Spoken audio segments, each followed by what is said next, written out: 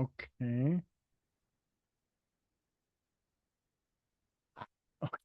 Okay. Virtual background is still loading.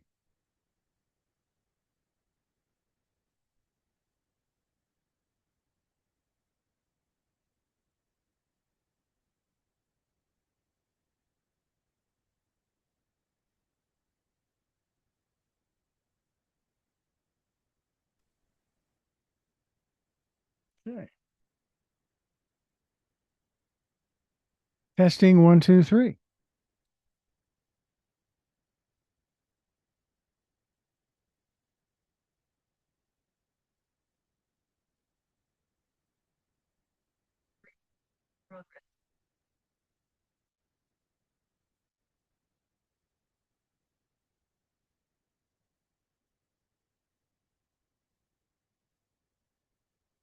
Start it there. Wait a minute. Testing one, two, three.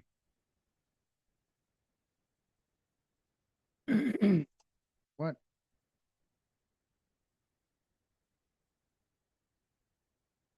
She should be rolling in pretty darn soon here. Oh, still got 8 minutes. Well, then we won't do that. We'll let the recording go. Minimize. Oh, shoot. Got a gap. I've got a gap.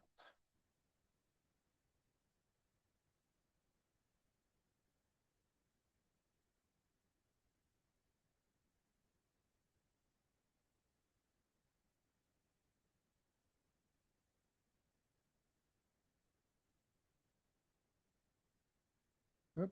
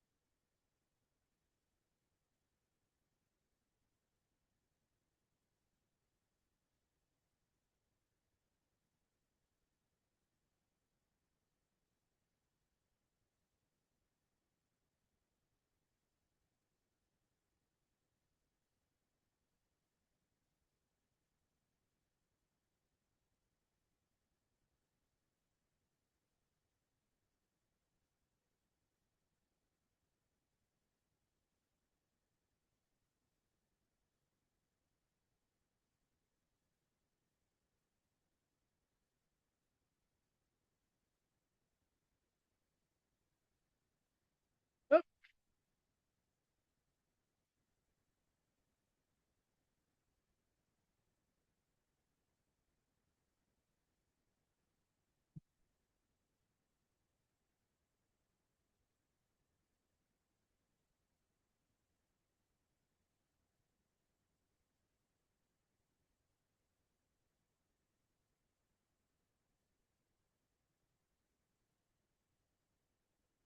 Oh, oh, okay.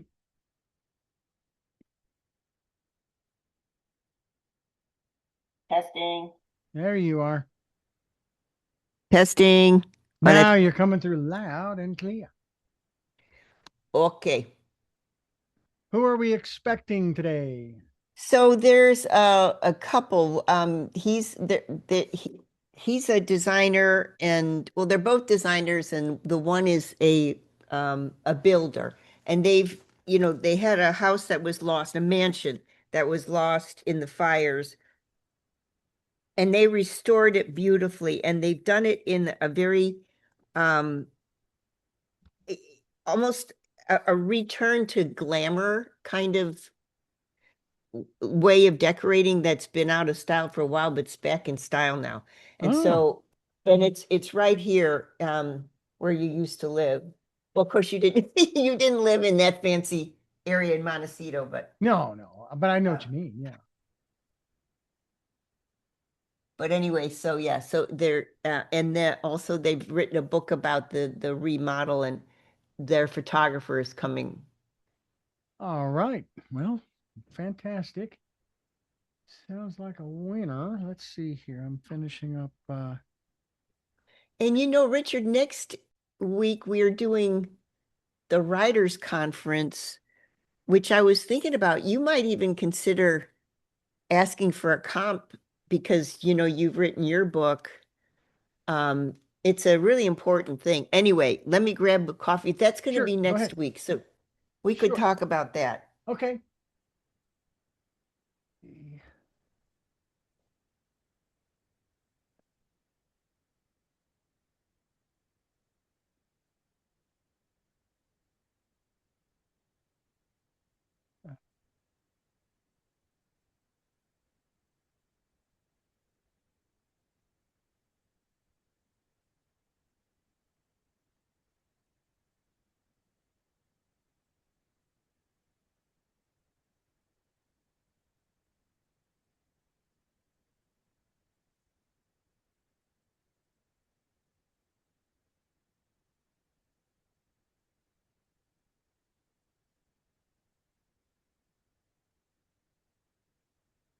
Hmm.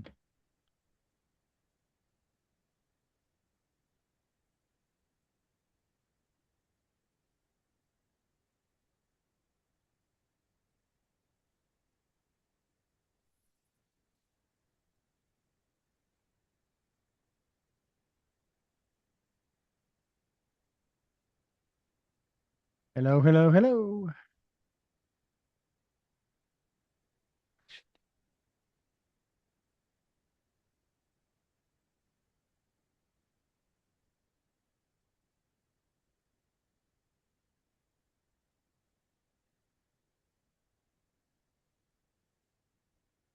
Well, That's fine. there we go. That's weird. Hello, Hello there. you're not Elizabeth Stewart. No, not even close. She has a whole lot more hair up here. Okay. No, she stepped away to grab some tea. Who is this? Steve, Michael, and Amy. Okay, wait a minute. But we already have Steve, Michael, and Amy. Yes, I accidentally hung up the first time I connected in. All right, no problem. It should disconnect. It's not going to disrupt what we're doing because it's sitting there trying to join. I don't know why, but it is. But nonetheless, we're fine. Okay, I'm just turning up the volume a little bit. Yeah. All right, very good. There we go. All right. Now, is that So a go you're ahead? Dr. Richard Dugan? Reverend just Dr. hit okay D, and that Richard script will Dugan, go away. yes. Let's see. There we Okay. There we go. go. And there's that, and that. Okay, that gets discarded. And then we'll do one more save on this puppy. And then we're going to go back here. We're going to do two of these. Two of these. Two of these. So you and she are going to be logged in on different cameras. I say again. Hi, everybody. Hello. Hi. Hi there. Nice to see you. Okay, Stephen, Michael, Amy. Okay, and Michael is in the middle? Yeah. Right. Come forward a little. Okay, okay. There we go. Okay, I was trying to match you to the pictures in the book. Okay, and you're in your kitchen. Yes. Yeah. And We're at the edge of the breakfast room facing the kitchen. You're facing the kitchen. Okay. Mhm.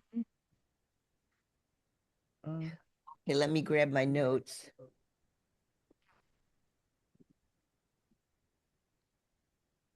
so are you in a home office? Yes, I am out here in Twin Peaks, California, by Lake Arrowhead.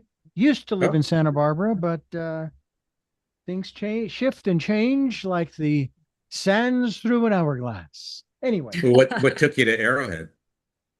Actually, Elizabeth, back in August, she had bought another second house up here, and we were looking at trying to find a place to live because our landlord wanted us out. And we started looking around, found a couple of rentals, but we could never get a hold of the property manager, what have you. So we thought, well, what the heck? I mean, what's it going to hurt if we try to get a pre-approval for a loan for a house? And the next thing you know, we're moving in October 12th. So I had Richard, Michael, I think I sent you pictures of the little cottage that I bought that night is from 1919. Right. And yeah, and so that little thing, what a money pit. I mean, if you ever reconsider taking a look at it with me, I own 3 houses in a row on the lake up there. And this was Right. the third one, the one that you saw, Michael. And this one has proven to be just a blessing and a curse at the same time because it's track number 1 on all Hmm. of Lake Arrowhead, which means it was the first property ever built, and it's called the Gatehouse. It was the house where it was you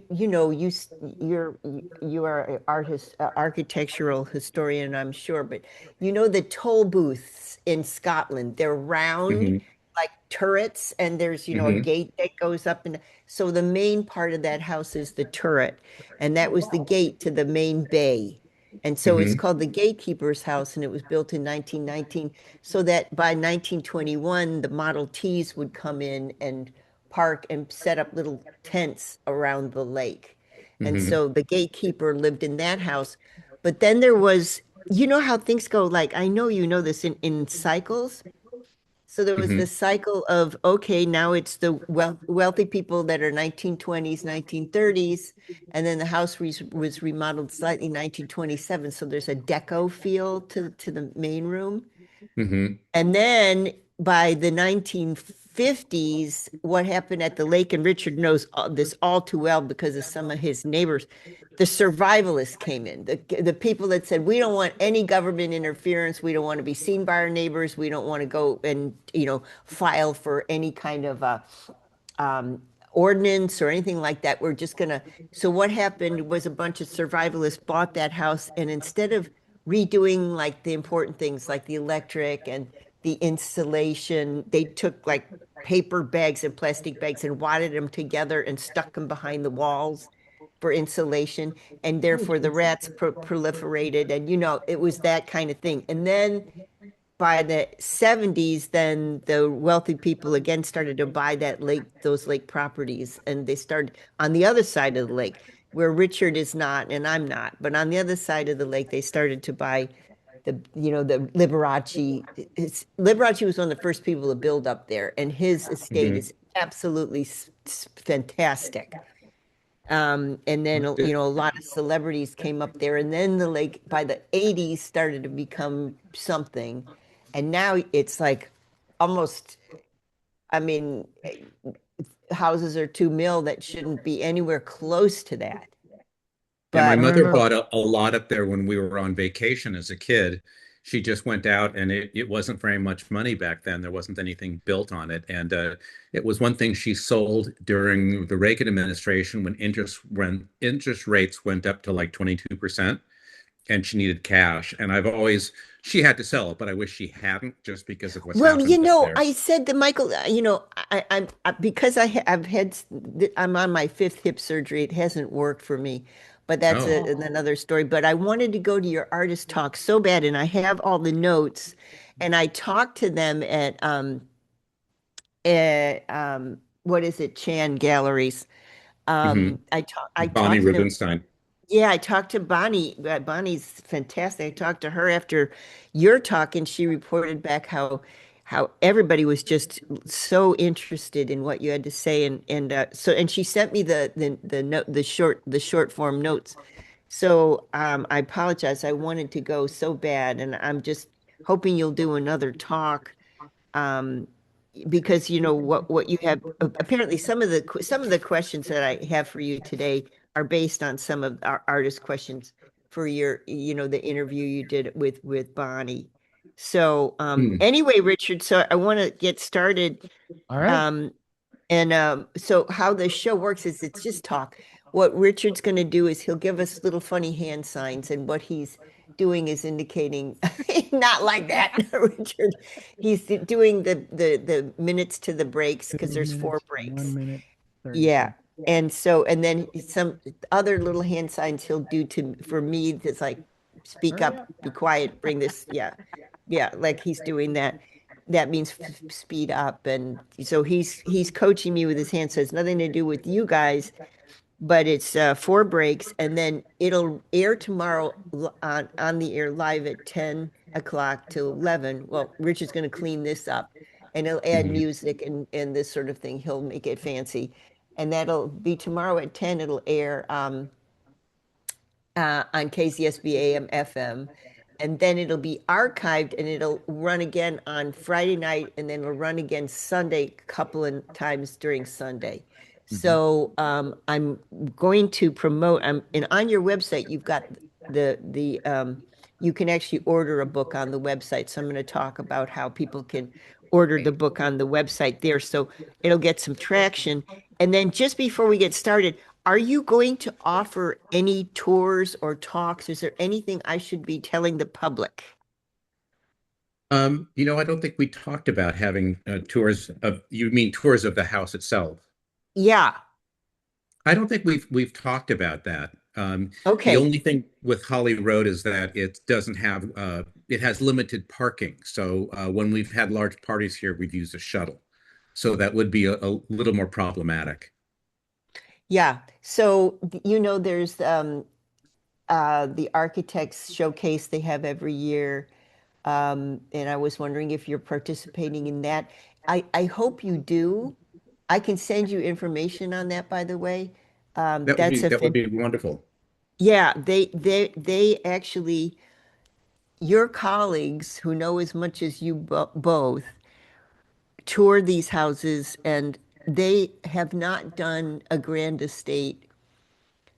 They have been, I think, a little prejudiced to the hyper modern, which doesn't always work here, I don't think. And I go every year, and there's usually 6 to 10 houses of all different sizes. But the last tour, the last 2 tours, last 2 years, I've been disappointed because there hasn't been anything traditional. It's all been ultra modern stuff. And I love ultra modern, but Santa Barbara has such a rich legacy. It's a legacy town. Mhm. That I really I'm going to send you that information today, so you get the tour. ASI, it's a architectural foundation in concert with all sorts of other architectural institutes here in Okay. town, and I think it would be a fantastic thing. And they do shuttle people, Oh, um, okay. and That would be great. yeah, and they load on their own staff, so they'll have their own tour guides, they'll have their own guards, they'll have their own security. They have, and also that would be another opportunity for you to sell your books, because they usually have a staff out front doing wine and cheese and book sales and that kind of thing. So, I bought tickets for that for us for this year, and then it turns out that it coincided with one of our trips to Europe. So I gave them to friends who really enjoyed the thing, but I would like to have been on that. yes, and that's the thing, is that there's a hole in what they have been presenting the last couple of years. As you see, I really think that a return to a certain amount of grandeur would be really appreciated, especially because that seems to be a wave. It seems to be a happening thing that people are actually rediscovering more traditional again.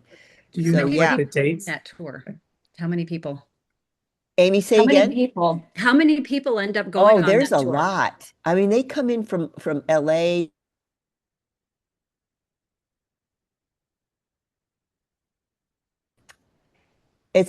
I don't know if the Architectural Foundation here, this is not far from me where I am at the oh, Richard, do you have that file? You don't have that file. Okay. So we usually have one of the big shots on every year. But let's see. Do you know Before we what start, do you know what the dates are going to be? let me look.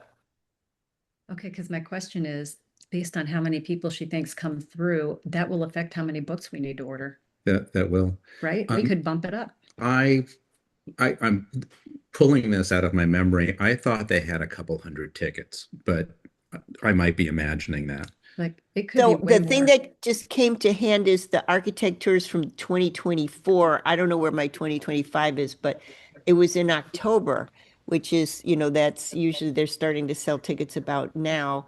Um, so, and usually I didn't go to the after party this year, but there's a really nice after party. Amy Tripp was the director of AIA at the Oh, last it's couple AIA. Mhm. visits. That's And where then we are signing.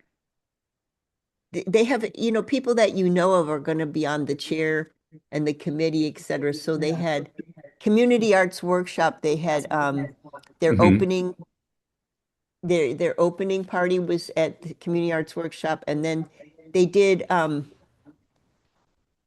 okay, so that's the Spyglass House. Okay. And We they look out over Spyglass. That's one of our neighbors, that house you just pointed out. yes, yes. And they did this Foothill Residence. Hmm. They did so that was Newman Mendro Associates that did that house. And the Spyglass House, I liked it. That was my favorite of this year. But here I again, it liked was when I saw it in the ads, in the real estate ads. It looked very pretty. Shall we it get is, started? it's pretty. But it's so modern that, I say it's the what do you call it? Heel clack modern. You can hear Mm, your footsteps. Yeah. right. Yeah. I remember You speaking know, with an architect at a Stanford alumni meeting, and she was bemoaning the fact that in Santa Barbara, there was a strong resistance to building ultra modern homes. And we were discussing the fact that Santa Barbara has such an identity of Spanish revival and traditional homes as the general theme of the city, and that there are places, certainly places for modern buildings, so long as they're integrated within the look of the community.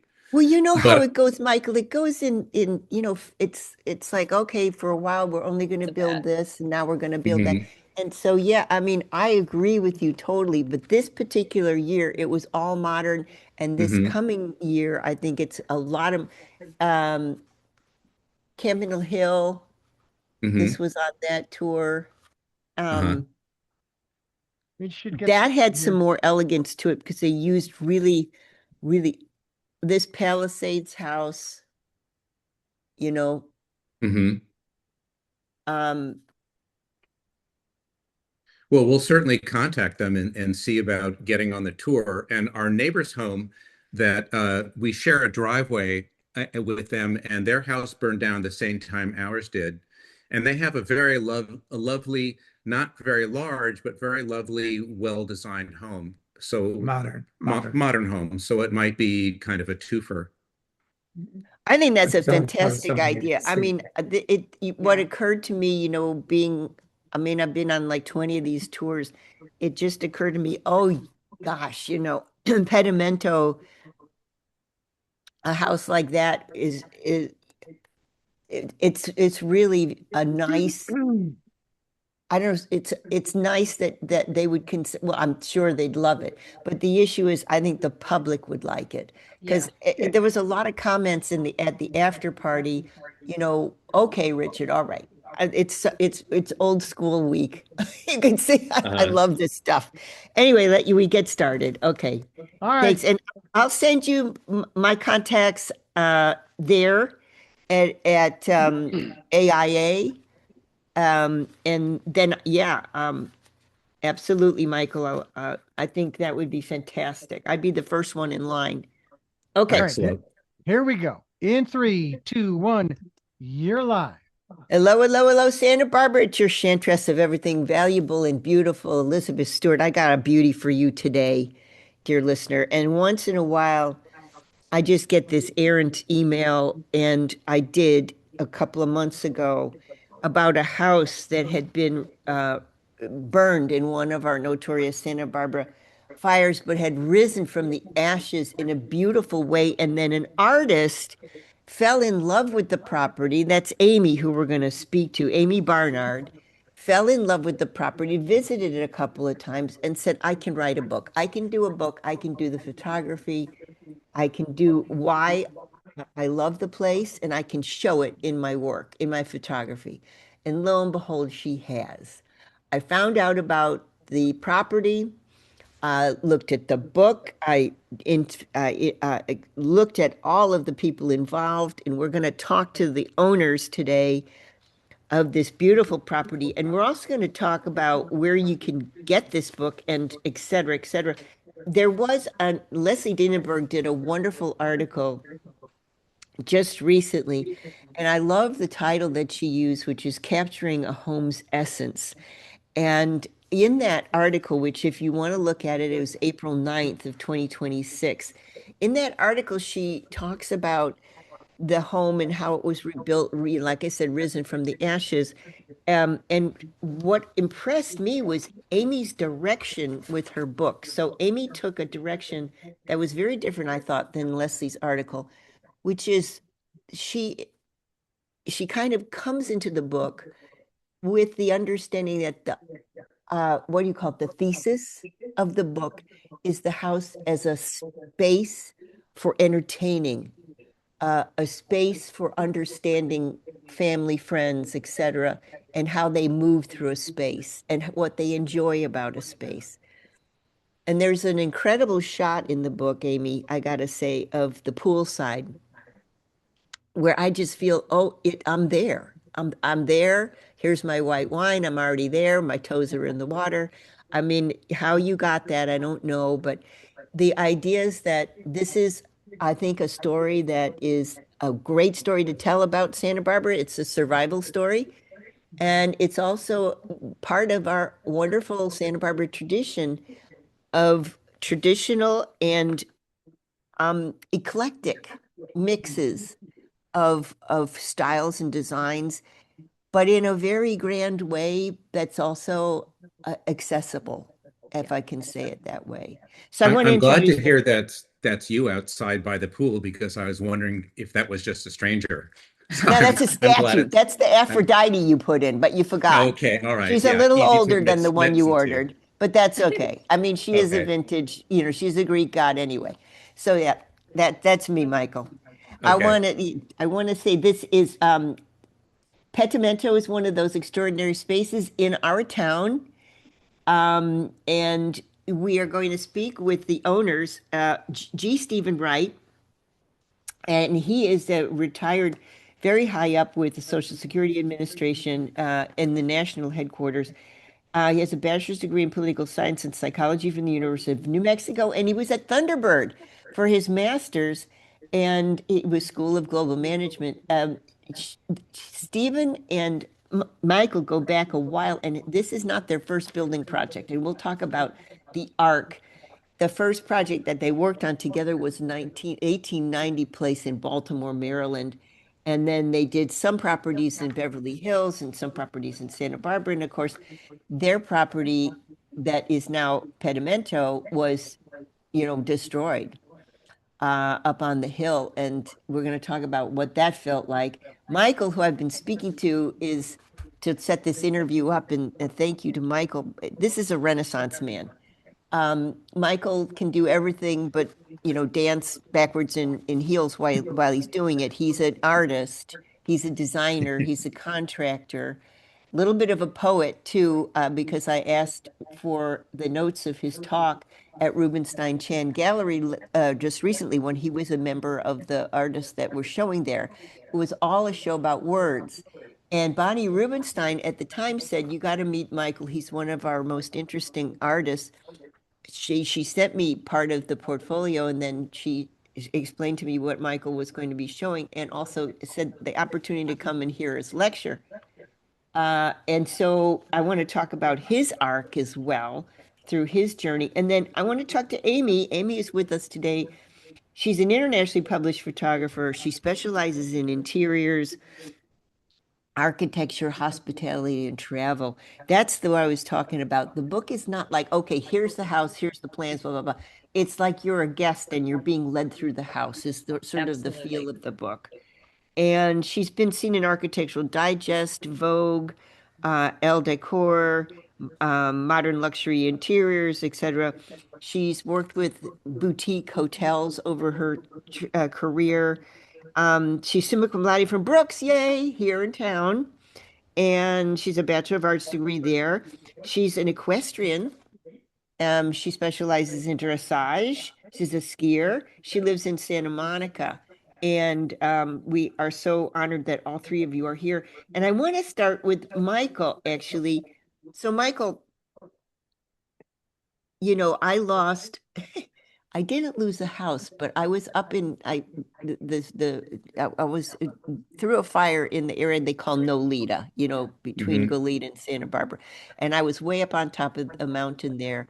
I lost two cars, but I didn't lose the house. But there was so much Mm. smoke and issue with, you know, combustibles burning that virtually I had to rebuild. I can remember seeing the house go as we were at tee off that night. Hmm.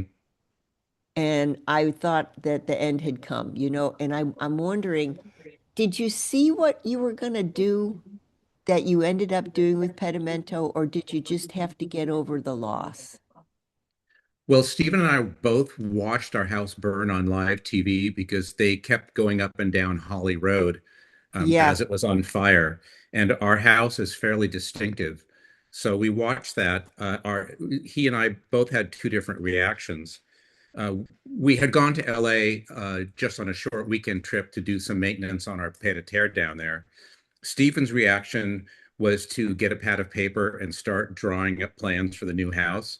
My Aha. reaction was to lay on the floor. I was just stunned by the loss. One of the things you brought up about Amy and her approach to the book, how she saw the house as a place to entertain as well as the house itself, is I've always treated antiques and the home and my art as stories, and that every piece has its own story and the equivalent of a soul. It has the emotions it brings along from other people and what you're trying to communicate. So that's why the loss hit me particularly hard. But it was Stephen who really got us gangbusters going to build a new place. So happy to hear that. And also happy to hear, we haven't met formally. I'd love to talk more, but my sort of, so I've been an appraiser for 35 years and I've worked with objects. And so when I went back after, my first set of kids were old enough, then I went back and I did a master's in architectural history and then did a PhD. And I was in the art history department, but I insisted on doing a PhD about the inner life of things. And so I got in combination with the depth psychology department at the university. And between my department and so they were on my committee, I wrote my dissertation on why collectors collect and what the spirit is behind the collections that they amass. And so we are kindred spirits. There was something about the house, Pedimento, that called to me because there's such a rich narrative. Well, that's interesting. You were working with the deaf psychology department. Since objects have a limited ability to explain their history, where they come from, I was saying earlier to Amy and Stephen how one artist whose work I purchased years ago had her bio printed on something and attached to the back of her painting, so that in the future, someone would be able to know some of the history of where the piece came from, which is what's missing most of the time from the antique from Europe, whose history you just don't know much about. Do you know, I have to say I agree with you up to a point. There's a point at which, so you and I know Stephen too, from just looking at the book, there's a point at which the object starts to stand on its own two legs and speak. Hmm. And that is a point that can be really lost the more education you have about the era, the way of manufacturer, et cetera, et cetera. So you can kind of I'll give you an example.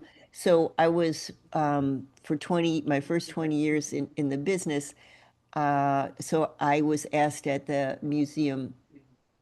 historical museum, if I would consider being a docent because they were educating a group of kids that were interested in museum studies at Westmont, and it was a new degree. And would I be a docent and lead them around the decorative objects departments and the archives underground, et cetera? So I said, yeah, I'd be thrilled to. It's wonderful pro bono work. I'd love to do it, et cetera. And so I armed myself by researching all of the material that I was going to introduce to them as far as the museum was concerned. And Michael, I was halfway through this lecture and I can never forget this.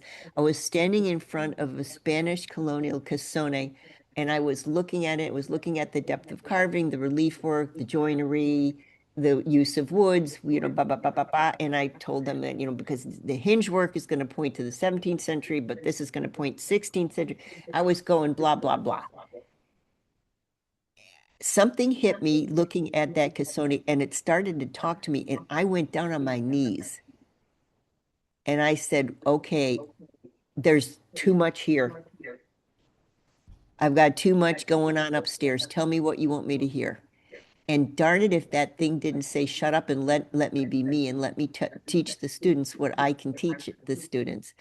And I just said, I've had too much chatter for 20 years, and I'm going to look at the object before I start looking at what's inside my head. And that led me to start researching for my PhD work because it was so clear to me that the object speaks. And, and that's, I think, what I hear you saying. And when I look at your house, you've got Robert Longo and you've got Aubusson next to each other. And I was thinking, oh God, this is fantastic because they talk to each other. Now you got two narratives, two linear narratives, but they're talking. What's interesting is in my artist talk, I had two friends with me. One, since I was a fine artist, I had one friend who's a product designer, Joel Sharon, and one friend who's a musical art critic, classical music, Peter Schlur. His point about art, because we were talking before when people say, what does your painting mean? And what you're talking about the history and knowledge about the chest was, he said that art, very successful pieces, and I think this applies to objects, should be metaphor machines, where they're producing so many things that you can read into them, that you can personalize it to you. So I do prefer when people ask me about something, what it means, to find out without sounding like a pap psychologist, what does it mean to you? Because that's really much more important. And after they figure that out, then I can give them the information. Much like when I go to a museum, I love finding out all the things you were just talking about, but I like to appreciate the piece first. So it's fascinating that that was the approach you took. Yeah, it's interesting. So I was teaching, so I had a fellowship at Winterthur, and I remember studying Mr. DuPont's collection there, and I was thinking, okay, there's so much material, there's so many wonderful books, and the scholarship around Winterthur has been extensive, likely because of the DuPont money, et cetera, et cetera. So I was very interested in that. I was super young, was in between 2 degrees. I was very young. And I thought, okay, what would it, and everybody was supposed to show that they understood the year's study by bringing an object and then completely dismantling it and building it back up as a final exam. And everybody brought something, a wonderful 17th century chinoiserie piece, da da da da da da. So we're going like this. I brought a toaster, and I thought, let me see if I can, do this kind of depth analysis on a toaster.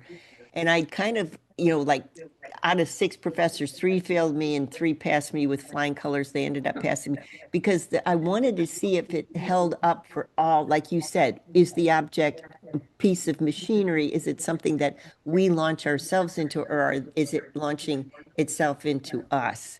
Anyway, enough about that. I want to talk about the house, and I want to talk about your collections. I know that you've got a lot of resources. In fact, you just got back from Europe, and you've got a lot of resources. uh, and opportunity to collect in Europe. But is that where your majority decor comes from? Tell me about how you furnish, Michael.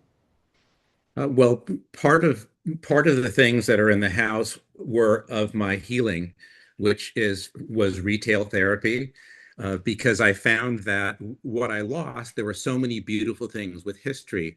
And with the first thing that I bought, we had a trip we couldn't cancel to Venice, Italy, and on Murano, I bought two matching flower vases that were just stunning. And it gave me the lesson that there are beautiful things in the world.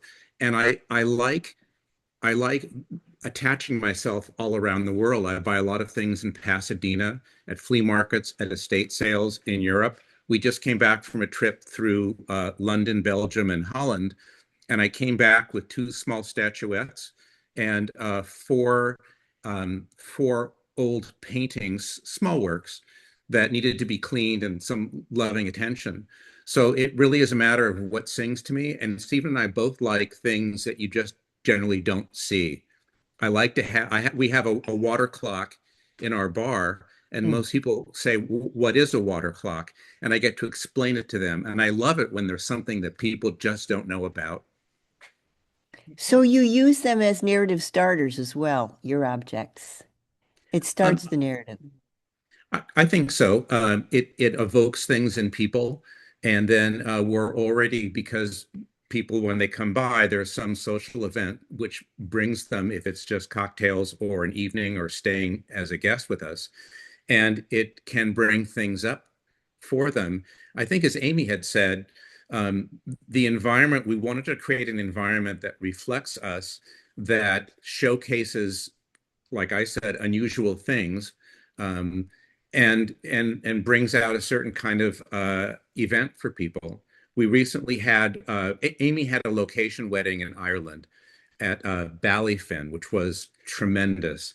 We have a book about that house here, and we had several of the wedding guests of hers that we really liked up to the house, and it was wonderful celebrating this with them and having our house reflect some of what they had felt at Ballyfin and creating new experiences for them. Yeah.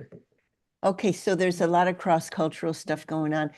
Question, so do you and Stephen always agree? We have we have a system which has worked excellently for us for the last 40 years. A therapist taught it to us because oftentimes with couples, they will make a decision, and one person sounds like they're coming back and reopening the decision, when really what they're trying to do is just communicate level of passion about it. So it's like, "I'd like to buy Oh, this vase." Well, I don't want to do that. I said, "Are you sure you don't want to buy the vase?" So what he taught us to do when there's difficulty in communicating is saying, "I'd like to buy the vase," and you have to be very honest. "I want to buy the vase a 7 out of 10." And Stephen would say, "I don't want to buy the vase an 8 out of 10. I really don't like it." So we don't buy the vase because he cares more about the no than I care about the yes. And you rarely end up at the same level. We've only been at the same level once or twice, and those we just put off. oh boy. What, how, that's fantastic. That's It was great advice. fantastic. You know what's running in my tape recorder is it about the vase? Is it about the vase? So in this general question, is it about the vase, or is it about I don't like the direction in which you're taking that this vase will um, launch us into, for example. So is it forethought? Is it past thought? You know, it's so difficult to say, well, I just don't feel great about this day. So I'm going to be, you know, dig my heels into it, or I needed a nap anyway. I'm leaving you alone. You can buy your vase if you want. I'm just wondering, you know, I know you've got a psychology background. I'm just wondering how that would work with all the subtexts, you know, in a relationship. And I love it that you put it that way. Give me a scale, and it's put onto a level of aesthetics that both of you are pros at. So you say, I'm, a professional eye, meaning, you know, I have a great eye. now I'm going to throw this onto the level of aesthetics, because that way you're not getting a lot of this subtext involved. You're keeping it on the aesthetic level. Am I thinking right about this? I want to use it with my partner, by the way. Well, I would say it's several things. It's context. So I was speaking purely about level of wanting to take an action of purchasing or not. But what you said gives me the sense, which is very true, context of where it's going to be in the house. Because people will say, "Is this a nice object?" Well, it depends what you do with it. Yeah. If you place it in the wrong style home, it may or may not work at all. And then it also depends on how much joy it will bring somebody. Stephen has a couple things, and I have a couple things that the person really doesn't like, but it gives the person who wants it so much joy. Well, that's what is part of being in a relationship is that you make compromises for your partner's happiness. Yeah. So, just to say, is now I'm sort of backtracking. You've been through this tremendous loss. Stephen watched the house burn. You watched the house burn. Stephen got out a pad, started drawing up the new house immediately, and you were on the floor kicking and screaming and crying. And I can understand. Just the Yeah. So it crying. was a different reaction. But the idea is now you've been through that kind of loss. I have too. And a lot of my work right now is in the Palisades, which is, Oh, as an appraiser, horrible. it's, yeah. And we talk about that, but the idea is that those people that have been through the loss, one of my clients in the Palisades said, forget it, I'm just selling everything. What's left, I'm selling. I don't want to be attached to objects anymore. On the same level, my question to him, as I was writing the appraisal, we were going to take it to court. I said, would you then, if this happened again, what object would you grab? I Mhm. mean, you've divorced yourself from the life through objectivity. So what now would you grab as if there was another fire? What would you grab? I was trying to think to myself how much this matters to him. What would you grab? And he said, absolutely, I would grab the Warhol, and this is why, and blah blah blah. And so, really, he was telling me two things. I don't want to be tied down by my objects, but I sure do want to be tied down by the things I really love. So, it was kind of a cross mix. And I guess I'm going to throw that question to Stephen. So, Stephen, God forbid that you're ever in a house that burns and you have to witness it again, but what object would you grab? I think that the object I might grab would be too big to carry out, and it's one of the things Michael really doesn't like. And it's a statue almost life size of Scaramouche, and I got him in a gallery in San Miguel de Allende. And Michael was walking by, and I was with some friends in the gallery. I said, "Oh, Michael, come in and look at these." It was this old artist creating these things. So Michael, being polite, said, "Oh, it's very nice," and then he left. And so when I got back to the hotel, I said, "Oh, I bought that one statue, Scaramouche," and he said, "Oh, you didn't? I hate it." So, but anyway, it's one of my favorite things. But I don't think I'd be able to. He's a little large to be carting around someplace. But so I don't know that I can just say one favorite thing. I mean, I always would grab my passport. That's for sure.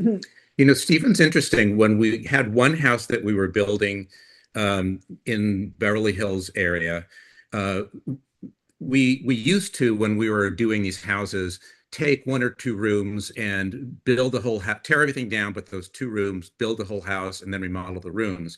So at one point, we were down to one room, which was my office, my storage room, our kitchen, our bathroom, tool storage. There was a little mouse that would run around the floor. And Stephen had one shelf with an orchid on it, a book, and what was the liquor? Bottle of scotch. A bottle of scotch. And that was his signpost, which he would focus on. And that was what gave him a sense of security and place and dignity. And I found that really fascinating. For me, I'm more attached to things because I anthropomorphize them more. Ah, And there's a lot of transitional objects from people from our lives who've passed out. And so he treats things differently. He places a lot more emphasis, I think, on the experience and the memories of the experience. So he doesn't need things as much as I do. Okay, so if that's the case, or let's say Richard's giving us a sign, we got to go to a quick break. So maybe I'll ask this question. Um, I want to say that, Michael began life as a creative and a consummate creative, so that we have in what Michael has done with his life as an artist, as a designer, as a builder, is, how do I say this? There's both a verticality to the way he's approaching the questions I'm asking him, and also a horizontal kind of overview, which made me think of Michael as, archetypal polymath, Renaissance man, et cetera, et cetera. Stephen, I want to know how, if I got that right about Michael. Yes. And did I? Okay, so I got that right. So do you ever, okay, so with my partner and myself, they don't like that I put things in the way of their path. Let's say that there's an easy chair that should go in a spot where it's kind of catty corner to the couch, but you got to walk around it. They like to walk straight through. They don't like that I put something in their footpath. So that's always been a problem because I like a cozy area to sit and talk. So how do you figure that out? Well, I'll move it when my friend comes over for tea, and they'll move it back so that they don't trip on it, even though they're an athlete and they shouldn't be tripping on stuff anyway. And so if the chair goes back and forth and back. And so it's like, how do you avoid, how do you avoid, when you make a design decision, and you've made some big design decisions and, a large estate, when you make that design decision, do you ever go back historically and question, you made me do that. I didn't really want to do that. That was something that I didn't like because you said I should do it and I did it, blah, blah, blah. Does it ever happen? Do you hammer it out beforehand? Stephen, I'm Well, asking you. Yeah. yeah. Well, basically, Michael is very generous, as talented as he is. I've been drawing floor plans since, I was a child. I just have always loved the concept of creating environments. So we've done 8 houses. One was a restoration in Baltimore, but the rest have been, rebuilds or complete new builds. And because it's such an important thing to me, and because Michael has so many other artistic outlets, he's always let me more or less take the lead and decide how those spaces will look and how everything will be designed. And because he's also a builder, I can tell him, despite what the architect designs or says, no, I want it this way. And Michael says it will be that way. The architect is a small part of what we're doing. He just needs to really do our permits for us and things like that. So Michael's very generous in the fact that because it's so important to me, um, and I don't have all the other outlets that he has, I really get to take the lead on all that design. I think that's remarkable. And Richard, I know we got to go to break, but I want to kind of prime the pump by quoting something from the artist talk, Michael's artist talk that Bonnie sent me. And the quote goes as followed. I was talking with Peter about the concept of Pentimento and how there should be synonyms for the word when applied in different disciplines. For example, in psychology, Michael writes, when you are thrust into a family situation, which is why I asked that question of Stephen, or surrounded by a childhood friend, part of your past selves can emerge, which would be called regression. And that's why I asked about what object you would grab. Your younger self is showing through. In our house, so much of our lives were destroyed there. The current house is therefore an homage, a memorial, and a palette composed of the best of our previous homes. For the layers of what I'm thinking about are the layers of the pedimento. So I want to discuss that quote when we get back from the break. and the very assiduously used word regression, which could have a lot of different resonances, historically speaking, personally speaking, etc. I noticed so much baronial style furniture in the book, in the house, which is a great California tradition, from Hearst on and previous. So I noticed that, and I want to talk about that a little bit. And Richard, are you still there? Okay, so what we're going to do, Richard's going to do, okay, hi, Richard. We're going to do 2 seconds of break and then we're back. I want to talk about this idea of what Pentimento is. And by the way, you don't have to look it up. I have the definition for you here. It's an image in oil painting, classically, when the image bleeds through. And it's not always done because the previous work was crummy. It's done because it's a reworking of an idea sometimes.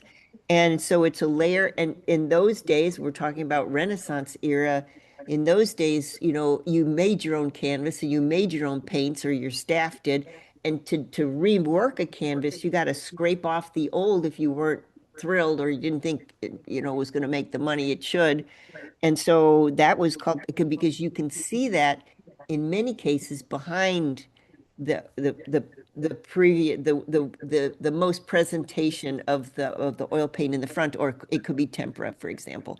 So the idea is that's what Pentimento means, and that's the name of the house. I want to reflect on that, and if there's any sadness behind it, if there's, like Michael said, regression, if there's any historicism, if it's a narrative use of the word, if it's an active use of the word, is it a verb, is it an adjective, is it a noun? Okay, those are the things I want to talk. Don't turn the dub back. I'm just reintroducing a wonderful house, a wonderful book. I encourage it greatly. I'm talking with the author and the photographer of the book, Amy Barnard. I'm talking with G. Stephen Wright, and I'm talking with Michael Vilkin. And basically, this is a dream team of a powerhouse dream team. And I was secretly, dear listener, urging all of our gang here, if they would allow the house to be on the AIA tour one of these years. I'd love to see that happen. So when we get back from the break, we're going to talk about the meaning of the word Pentimento. And do you always use the word when you talk about the house? Is it always we're going home to Pentimento, or is it the house? I just, those little clues I'm looking for. Okay, Richard, let's go to quick break. All right, here we go with next segment here in 3, 2, 1, you're live. So when we went to the break, we talked a little bit about why the house is called Pentimento and what that means in art historical terms, what it means in the history of art.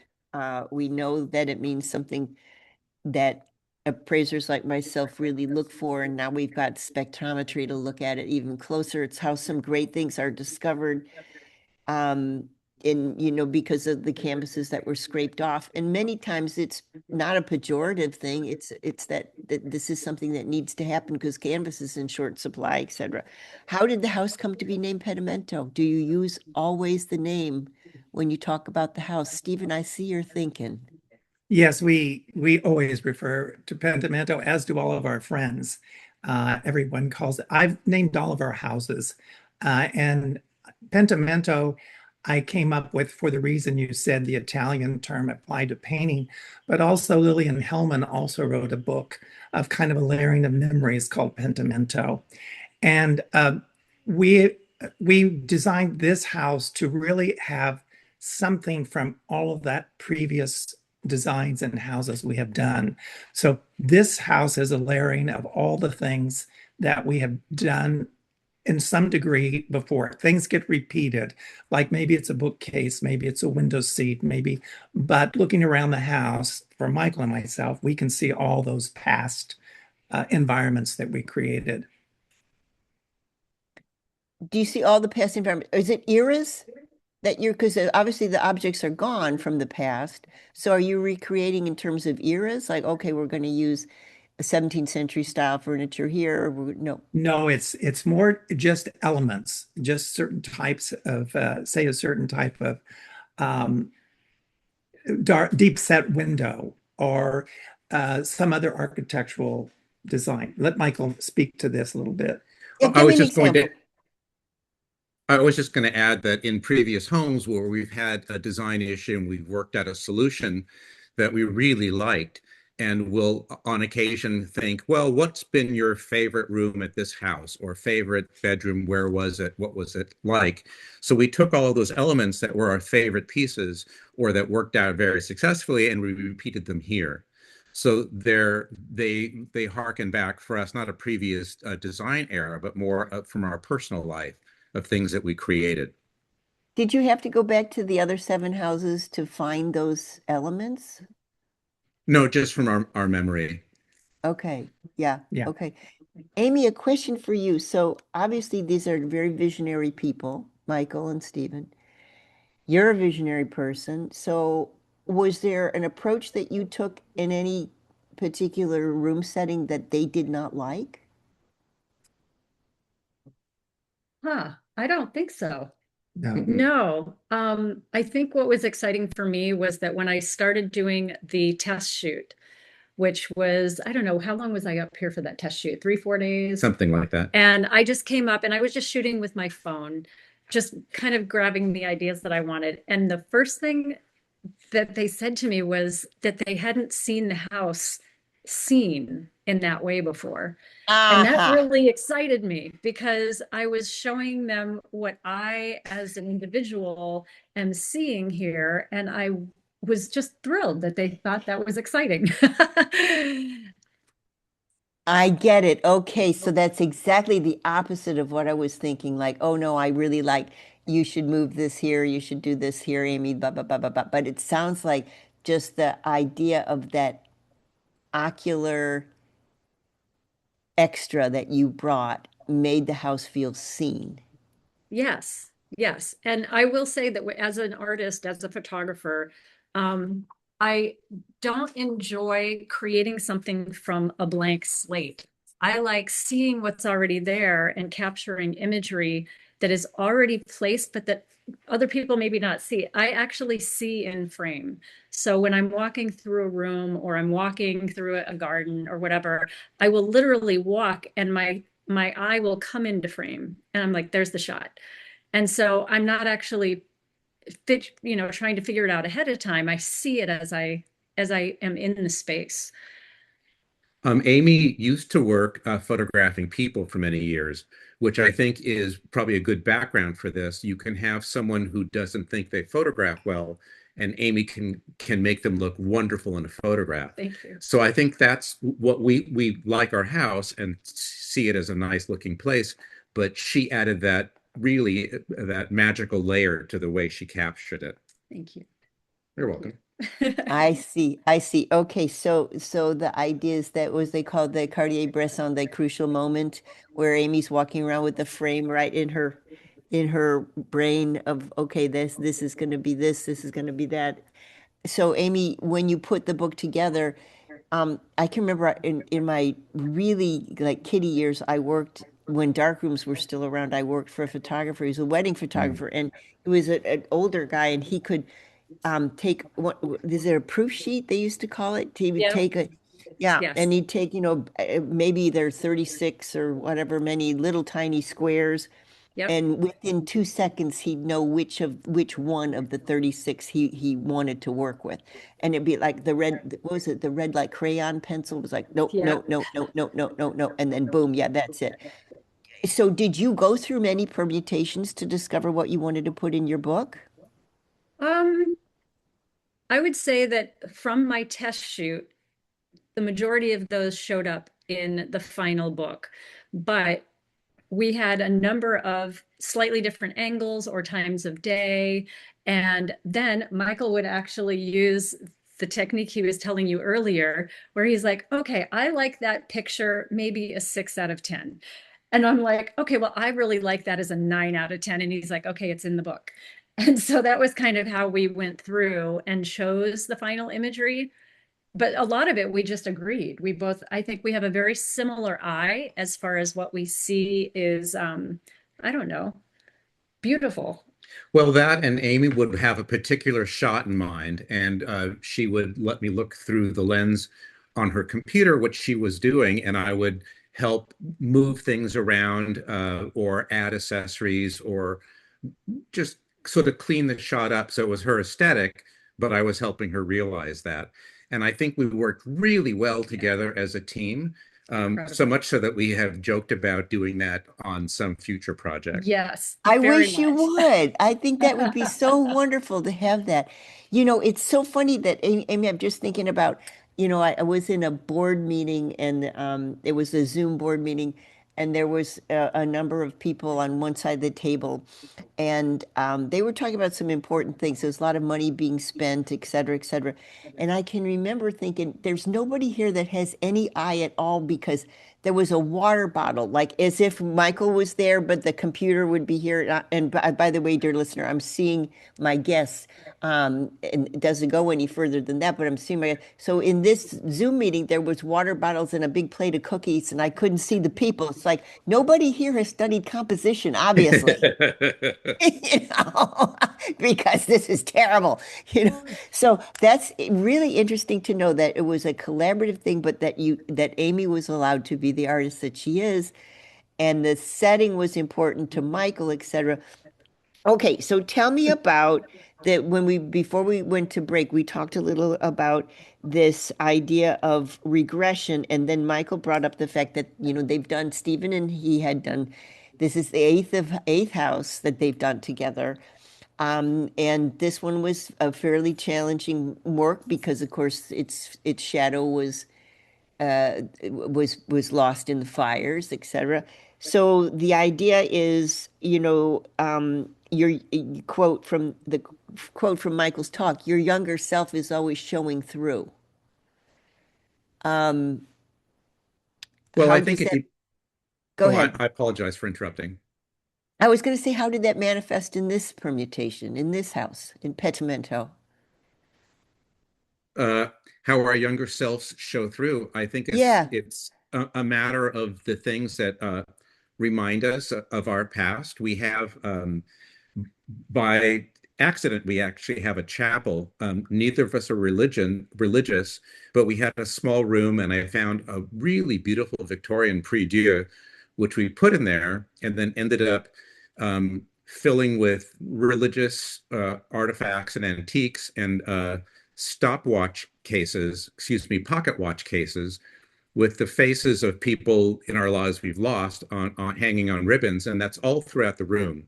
And you go in there and you're flooded with memories and your past. And I think psychologically, the healthiest people I know are able to access their inner child and become silly when they want to be.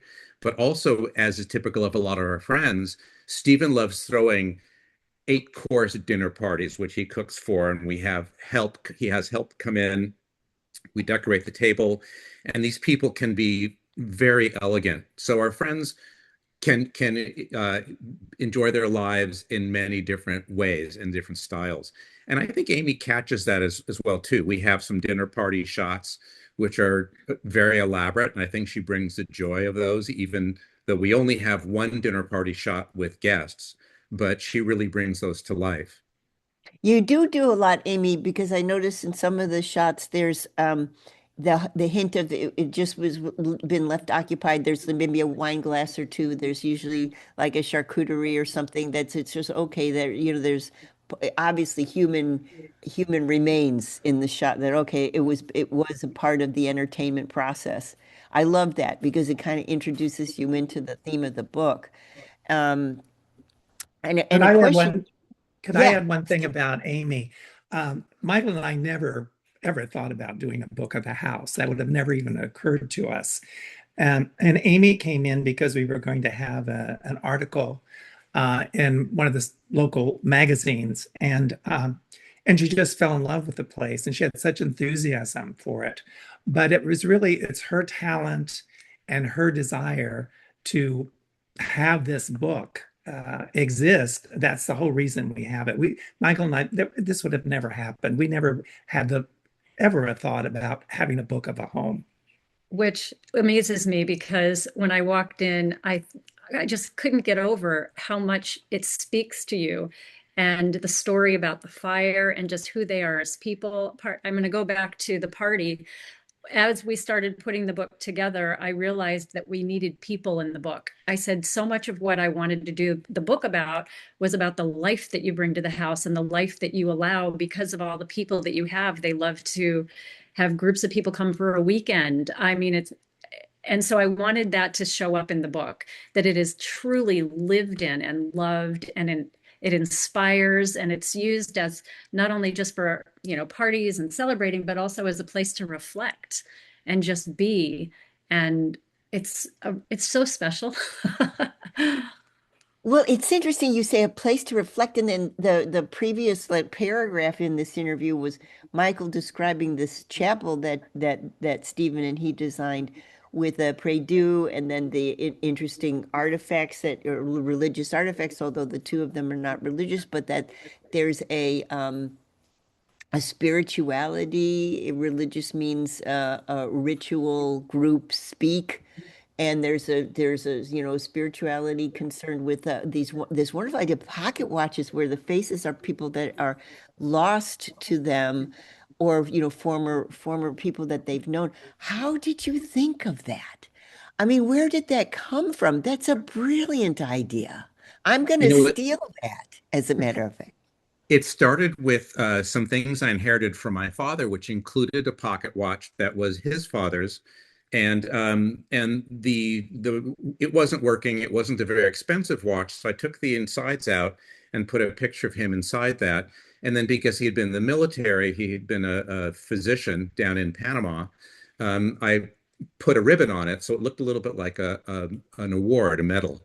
And I realized what I was doing is I was showing how time had stopped for him, but Ah, it keeps going for us because, as they say, people are alive as long as they're remembered or thought of in one way or the other. And what I hadn't realized is now, between relatives and friends, we unfortunately have a number of people in there. It's an odd feeling to go in there and be surrounded by so many of these people who, much like in a TV show, a fantasy TV show, come back and you can have conversations with them if that's something that occurs to you. Can I tell a and story? yeah. When I was shooting that room, for no reason whatsoever, my equipment stopped working. And Okay, there's time. I got so frazzled, and I was like, what is going on? And I kept retrying and retrying and retrying. And all of a sudden I thought, I need permission from these people to do this because I was photographing them. And so I literally stopped and had a little conversation asking for their approval and just thanking them for allowing me to be present to do that. My stuff came back on and I continued shooting. Not surprised that Kronos, yeah, the Kronos, he's a powerful one. That's And an amazing thing. we had one friend who we'd known back in Baltimore when we lived there. I lived with Stephen there from 83 to 87, and we lost touch with him. And for various reasons, we thought he had passed away. And so he was one of the people we had up in one of these photos in the chapel. And then about 2 years ago, he popped up on my Facebook page. And I said, oh, well, I'm going to take him down from the chapel. He never knew that he'd been up there. Oh my gosh. Oh boy, yeah. Yeah. So, okay, so I want to finish the interview by just asking questions of all three of you. As you think about the project at Pentimento and what it is there somebody from your past who you wish would be able to come back and see the property? Mm. Um, I- for me, I think it would be probably my mother, only because both my parents were proud of the work that I did. She took a particular interest and she lived in Hope Ranch. And I think the fact that we ended up moving to Santa Barbara and had this house not far from her, and she did see the original house that was here when we bought the lot. So I think for her that would have been a really nice sort of period on the sentence for her. What about Stephen? I would say the same thing, my mother, because she always enjoyed our homes so much. And she was in the first rebuild of this property that burned down. And but she had passed away before we built this house. Um, Actually, she died just before the house burned down. And yes, I think because she always enjoyed the gardens and the houses so much, I would like for her to have seen it. Is she in the chapel? She is. Yeah. Maybe she has seen it. Maybe yes. Yeah. I should Amy, take how that about picture you? for her and walk her around the house. Oh, I would love for my father to see it. My father was, I felt a Renaissance man in his own way, even though he was in business, but he has his PhD in higher education. So he and I really connected on a very emotional, spiritual level. Yeah, I would have loved him. And he's the one who really inspired me to be a photographer. He was an amateur photographer, but when I was 7, asked for my first camera from him. And he and I really bonded with that. That's an amazing story. It's interesting, Michael, that you and Stephen name your houses. So just tell you, I think I mentioned this to you. I'm not sure, but you know, how a house, the sense of place, this idea of, you know, the house is so much a part, and if you think about the words, yeah, I know you love words. I think about the words around house, habitation. And there's some really ancient words around house, home, husbandry, etc. There's all these words, possession, uh, um, possessions, you know, chattel. I mean, there's all these words that have to do with the treasure of a house and the treasures in the house. So I was thinking, oh, interesting, and the little house I was telling you about at the beginning, they show that, not far from where Richard is, Richard came to look at my houses and ended up buying a house too, our producer. And that house was called the Gatehouse for many, many years, for 100 years. Well, when I looked at the house and I thought, okay, can I raise up the pennies to buy this because it was adjunct to those other properties? Can I raise up the money to buy it? My mom was very sick. She died, she's 96 years old. So she was kind of on her last days. And I was looking at the property and I was saying, no, no, no. I mean, there's too much going on right now. I'm going to have to do so much, back in New York for my mom and her family. I'm not going to even think about this house. And then I sent the people didn't want anybody in the house, and my realtor actually made some kind of friends and was able to see the house. And she uncovered an old stone, and the stone had a carved stone, and it said the gatehouse. And she said, I did get in the house. I took pictures for you just in case you get back from, your mom's and you want to see more about the house. And she sent me the pictures, and I saw the stone. It was the gatehouse. 4 hours later, my brother called and said, our mom passed. And, my brother said, she, she died very peacefully, all that. And I'm looking at this picture at the same time of the Gatehouse. And I said to my brother, Mhm. okay, I'm looking at a house called the Gatehouse. He says, well, mom's going through that gate. I said, okay. I called my realtor. I said, I'm buying it. She said, don't you want to go negotiate? She said, no, I don't want to negotiate. I want to buy that house. So I bought the gatehouse.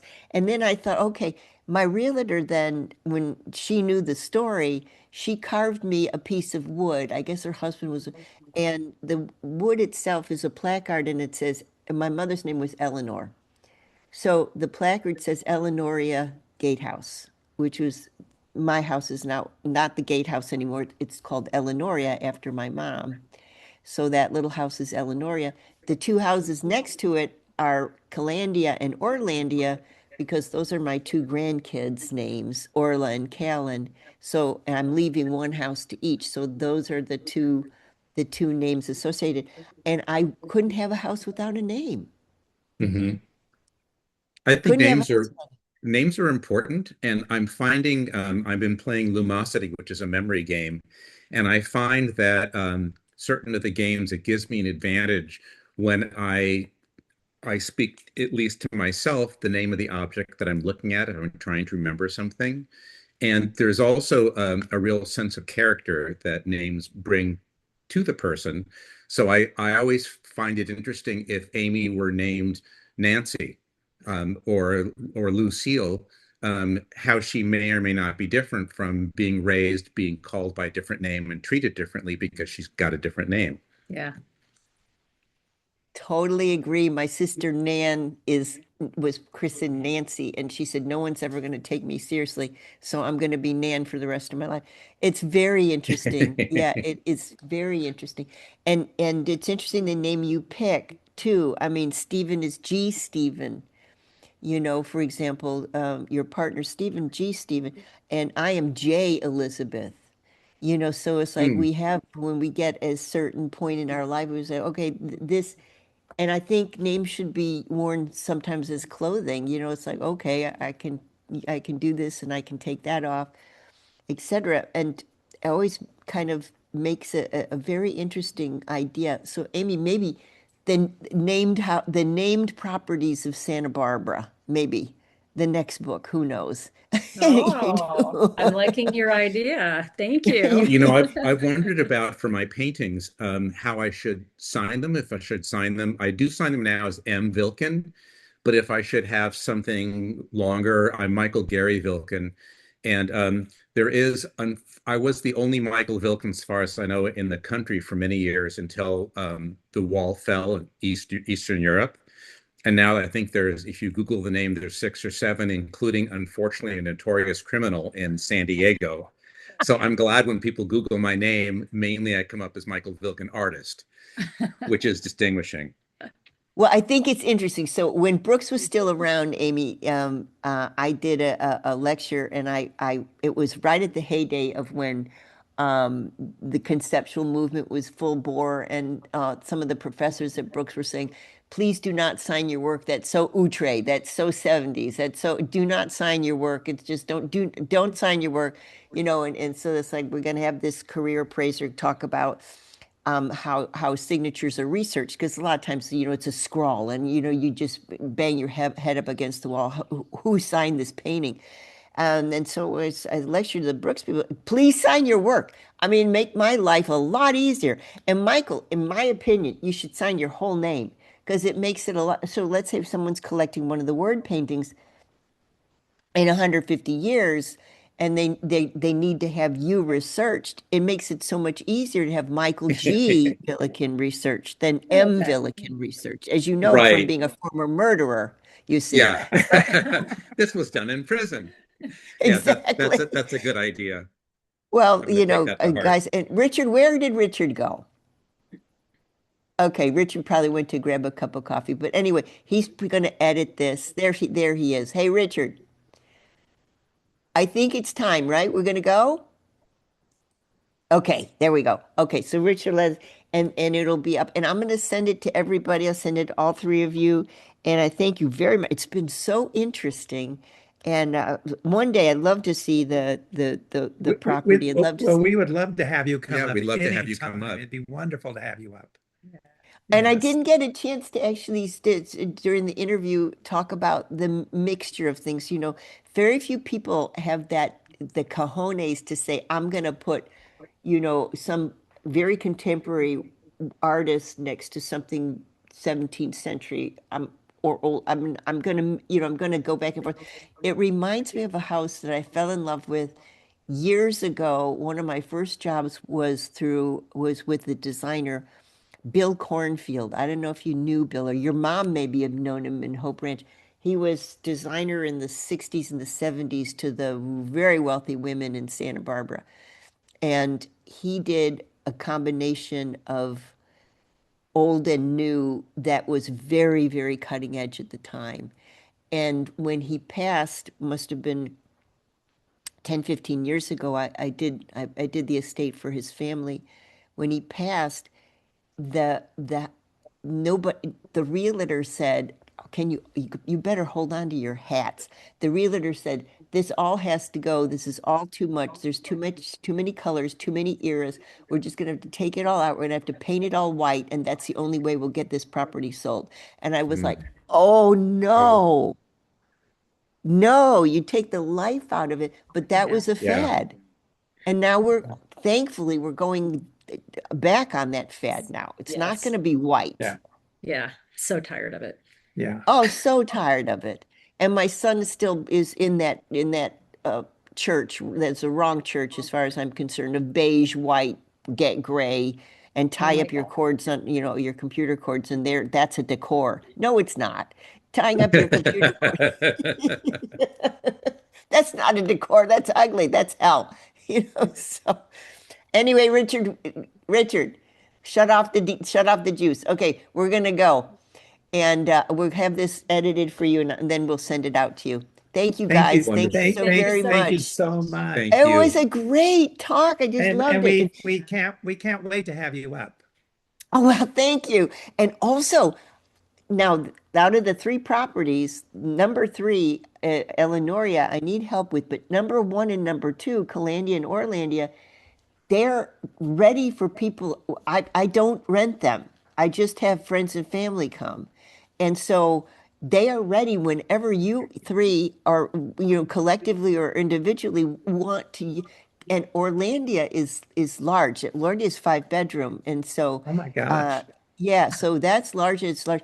And I gotta say, when you go there, don't judge me too much because my daughter-in-law and I designed that place together and I only got to use a palette that I wanted to use, and the rest of it, yeah, I didn't have to finish that sentence. She was Thank you. 32 at the That's time, really and sweet. Yeah, thank that's a God it's wonderful not beige. invitation. There's no beige to it, but so I wanted a plaid rug, for example. Oh my God, I wanted, all these things. I have to tell you, based on something you said earlier about having something in the way of the person who likes to walk straight through the room. Uh, Steve and I were talking to someone once, and they were asking something along those lines. And I said, you know, when you go to some antique stores, you have to kind of walk sideways amongst some of the things. And simultaneously, I said, and I love it. And Stephen said, and I hate that. And I thought it was hysterical, but that's, the tussle of design versus functionality. And that's just always something you deal with.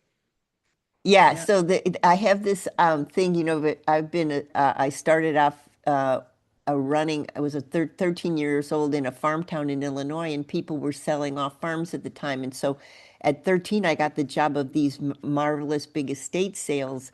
And I started at the age of 13. And at the time, if there was a Lowenstoft or Chinese export porcelain something, and I got lucky enough to see it at my young age, I would have to run to the Chicago Public Library to just try to figure that out. And I discovered how I loved it that. I love saying, I've never seen that before. What is that? And then going into the historical part of the object. And my partner is just the opposite. He's like, I don't care. And basically, the idea is, yeah, the idea is I've come to the decision with how many people, maybe I'm in one house a day for 30 years and almost before I knew you two, I could have bet there's one stuffed person and one non-stuffed person. And the stuffed person has the house and the non-stuffed person usually has the garage. And it's so interesting. The stuffed people and the non-stuffed people, they tend to find each other. And I think it's sort of like Dante's, it's not his seventh hell, but well, I don't know which hell it is, where the stuffed person finds the non-stuffed person and then tortures each other from the end. That's love. Oh, That's, totally. that's the thing. All right, Richard, we're going to say goodbye. All right, bye. Bye, guys. Thank you. Goodbye. Thank Hey, you. Bye. Wonderful thank speaking you. with you.